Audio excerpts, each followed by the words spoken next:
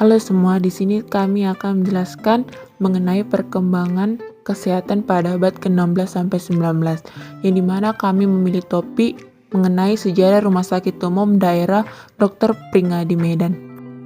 Sebelum masuk pada pembahasan, di sini kami akan memperkenalkan diri kami. Perkenalkan, nama saya Ripka Anggrayani dengan NIM 32131210006. Perkenalkan, nama saya Sinta Lidiana Sinaga dengan NIM 32133211017.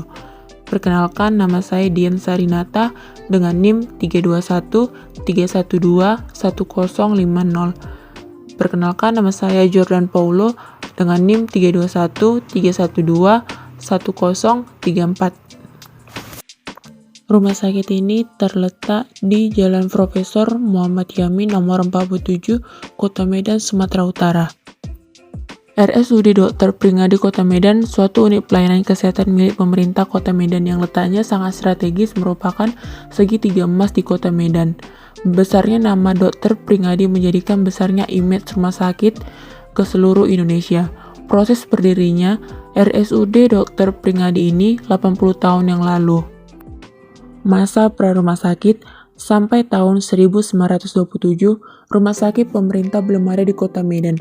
Pada masa itu, pelayanan kesehatan di Kota Medan dilaksanakan di Staffurban atau dengan istilah sekarang Poliklinik atau Balai Pengobatan yang terletak di Palais Wek Simpang Jalan Sultan yang sekarang disebut dengan Jalan Pemuda dan tepatnya di depan kantor harian.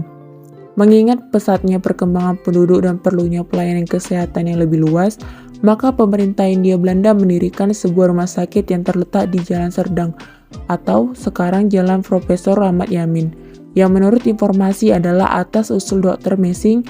Setelah melewati berbagai proses, maka disepakatilah oleh pemerintah Hindia Belanda pada waktu itu untuk dilakukan peletakan batu pertama pembangunan rumah sakit umum di lokasi itu. Periode kepemimpinan Dr. Beys sampai pada tahun 1939. Pada tahun 1939 sampai 1942, pimpinan rumah sakit dipegang oleh Dr. A. Messing. Pada waktu Jepang masuk ke Indonesia, tahun 1942, Dr. Messing ditangkap oleh tentara Jepang. Setelah pimpinan rumah sakit ditangkap, maka pimpinan rumah sakit dipegang oleh Dr. Pringadi Gonggoputro. Pada bulan November 1945, setelah terbetik berita proklamasi kemerdekaan, Dr. Messing keluar dari tahanan dan bermaksud kembali menduduki jabatan pimpinan rumah sakit, tetapi Dr. Pringadi tidak mau menyerahkan kepemimpinannya di rumah sakit tersebut yang dapat dukungan daripada laskar dan menjaga keliling rumah sakit. Maka akhirnya pimpinan rumah sakit Jepang tetap dipimpin oleh Dr. Pringadi sampai pada tanggal 21 Juli 1947.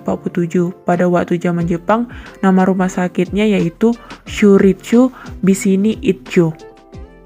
Pada tanggal 11 Agustus 1928, seperti tertulis dalam prasasti yang terletak di dinding pintu masuk gerbang rumah sakit, dilaksanakan peletakan batu pertama pembangunan rumah sakit yang memiliki terjemahan peletakan batu pertama pada tanggal 11 Agustus 1928 oleh seorang anak wali kota yang bernama Gelego Dar Maria Konstantia, atau pada waktu itu dikabarkan baru berumur 5 tahun. Pembangunan rumah sakit diselesaikan selebih kurang 2 tahun dan dipergunakan sejak tahun 1930. Setelah proklamasi kemerdekaan dan pimpinan rumah sakit tetap dipegang oleh Dr. Pringadi, maka di rumah sakit ini diadakan beberapa kegiatan yaitu latihan palang merah serta pertolongan pertama pada kecelakaan. Rumah sakit Kota Medan dijadikan markas palang merah di Medan Timur. Pada tanggal 21 Juli 1947 terjadi agresi Belanda I dan terjadi penangkapan terhadap rakyat Indonesia yang berjiwa republik, termasuk Dr. Pringadi dan beberapa pegawainya, antara lain Leman Al-Bakar, Linus Sihite, Bidan Marsaulina, Harun.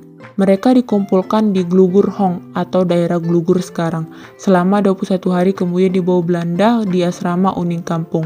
Dr. Pringadi dipindahkan ke Sabang dan para pegawai rumah sakit Kota Medan yang ditahan dibebaskan pada bulan Desember 1947 dan kembali bekerja pada bulan Januari sesuai dengan surat keputusan Gubernur Kepala Daerah Tingkat 1 Sumatera Utara nomor 150 tahun 1979 tanggal 29 Juni 1979, Rumah Sakit Umum Pusat Provinsi Sumatera Utara Medan yang belum mempunyai nama diberi nama Rumah Sakit Dr. Pringadi Medan. Proses pemberian nama rumah sakit ini berdasarkan Surat Menteri Kesehatan RI nomor 222. Pemerintahan kepada mereka dianggap cukup berjasa kepada masyarakat, bangsa, dan negara ialah dengan mengabdikan namanya baik dalam bentuk monumen maupun bentuk pernyataan lainnya. Berdasarkan catatan yang ada dalam Departemen Kesehatan, almarhum Dr. Pringadi walaupun bukan asli putra daerah, semasa hidupnya dianggap sebagai orang yang mengabdi pada daerah Sumatera Utara di bidang kesehatan, khususnya di kota Medan. Selama 30 tahun masa kerja almarhum sebagai dokter pada pemerintahan khusus selama belasan tahun mengabdikan dirinya sejak 28 Maret sampai 31 Mei 1948. Maka rumah sakit yang syarat dengan perjalanan sejarah dan menghasilkan banyak dokter itu pun dikukuhkan menjadi Rumah Sakit Umum Daerah Dr. Pringadi Kota Medan, yang bukan saja sebagai simbol pelayanan kesehatan masyarakat Kota Medan, tetapi juga Provinsi Sumatera Utara.